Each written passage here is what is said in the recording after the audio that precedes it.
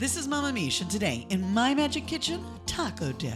I love to dip, and if you're not looking, I might even double dip. Dips are used to add flavor or texture to a food, such as potato chips, tortilla chips, pita bread, dumplings, crackers, raw and cooked vegetables, fruits, seafood, falafel, and sometimes even whole sandwiches, in the case of au jus.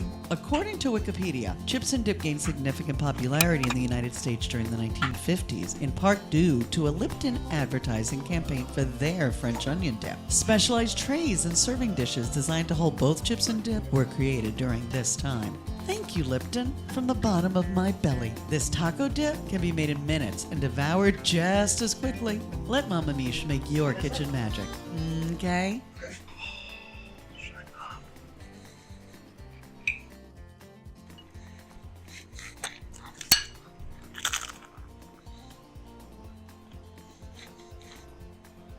This is so good.